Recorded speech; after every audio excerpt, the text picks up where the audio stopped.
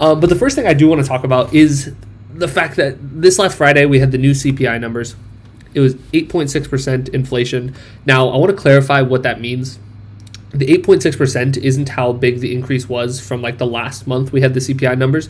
The 8.6 is how much CPI has increased over the last year. So from year ending May to the year ending May in 2021.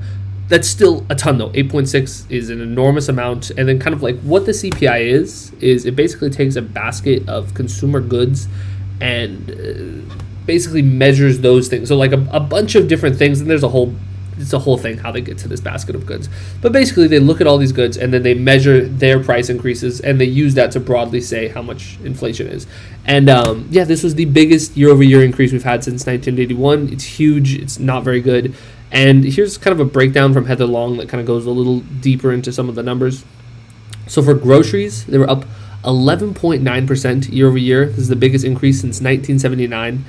For chicken, up 17.4%, largest ever. For restaurants, up 9%, largest ever. This one's the really most shocking. For fuel, up over 107%. I mean, that's just staggering. Electricity, up 12%. Rent, 5.2%. Airfare, 37.8%. And services, up 5.7%. So a couple important things to note there. So we can see that the year-over-year increase is 8.6, but we can see that core inflation is 6%. And what core inflation is basically it excludes food and energy, because food and energy are the most volatile. Now that's not to say though that like they're not relevant. Like core like the overall inflation number is the more relevant number, but the core inflation being that much lower does show us that it's really hyper in these food and energy sector that we're seeing a lot of this inflation. Now, what are some of the causes for it? Obviously, the biggest one, undeniably, of the inflation we've seen over the last year is the fact that in 2020, early 2021, we shut down the global economy because of COVID. There were lockdowns. There were all sorts of things, huge ripple effects onto the supply chain. This has led to shortages. This has led to decreased production with the energy sector specifically. When OPEC starts decreasing the amount of oil they're using, and then when everybody comes back and starts using oil again as the economy reopens, and OPEC doesn't re-up their production, that's going to cause giant spikes in energy. Also, yes, it's become kind of like a meme because of what Joe Biden said with the whole Putin's price hike. But it is true to an extent, when you have the U.S. and other Western nations sanctioning Russian oil, that decreases the overall supply of oil for those nations, and so the oil that they are using, they're going to be bidding up the price of it more because there's a decreased supply. And so, I mean, that there is a little nugget of truth in the whole Putin's price hike thing, but that's not the bulk of it though. And then, of course, there is the angle of 2021. A lot of companies had literally record profits, and you had, for example, there was an executive on one of Walmart's earnings calls. There have been different surveys that have been done on this. A lot of companies, particularly ones that have enormous amounts of market concentration, have been able to raise their prices above what they needed to which causes inflation. But as a way of just, they have so much control of the market, and they can get away with raising their prices that much.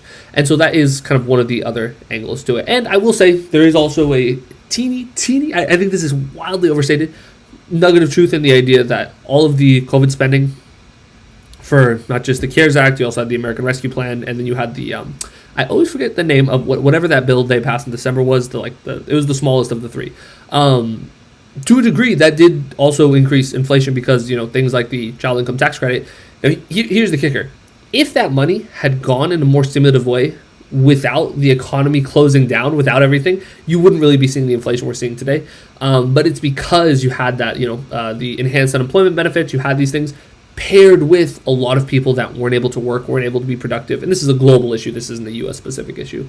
That has helped contribute to some of the inflation. So how is this manifesting? Obviously, it's manifesting in people are having to pay more for products they use on a daily basis. Also, though, and I'll be the first one to tell you, I don't think the stock market is a very good indicator of how the economy is doing. But it's kind of one of those things. It's the worst of both worlds, right? When the stock market does really well, the middle class doesn't really see a whole lot of benefits from it. But when the stock market goes down, that does tend to hurt the middle and working class of America. And so today specifically, we lost the stock market. S&P 500 went down 3.88%. That is insane numbers. That is a gigantic drop off for 1 year, for 1 day. And so if we look at the last year, we can see that, yes, it's been red. And we saw a pretty big decrease, for a while, starting in like kind of the end of March. It was going down, it was going down, it was going down. And then it went way down towards like the middle to endish part of May. But then things really started to rebound. But then this last Friday, with the new CPI numbers, we saw things that have just tanked. And Friday stocks were way down. This Monday they're also down again. And what's interesting is that back in May 18th, this was when the stock market dropped 4% in one day, right? This was the biggest decrease they'd had since pre-COVID, like when there was that giant drop off when COVID happened. We're seeing comparable numbers again today, now in June, because that was the thing. So you had that big drop off in May, but then things started to recover. People weren't quite sure. I had a feeling things were going to stay pretty, because that's the other thing. So with this drop off today, I believe the S&P 500 has officially entered a bear market. What a bear market is when the stock market drops 20% from basically yearly highs in you have a 3-month window. So you have the high for that 3-month window. If the market drops more than 20%, that's what's like technically considered a bear market. And so the stock market, I believe, officially entered a bear market today. This stuff can ebb and flow when they're like right on the border. But for the most part, the bear market is when the stock market is basically continuously going down, and then a bull market is obviously when it's going up. And so these are, like I said, this is the bad thing about the stock market, because when you see these giant drops, you're going to start seeing companies engage in layoffs. We saw Tesla, for example. Tesla's gotten hit hard by this, by the way. We can look at Tesla specifically. Let's see, Tesla's gotten hit very, very hard. Yeah, so today they had a 7% decrease in their share price. Really, really bad. It's not very good when you look at, I would imagine Elon Musk's net worth has dropped pretty substantially. Let's see. So it looks like the highest recently was June 9th, and it's just been a steady drop ever since then.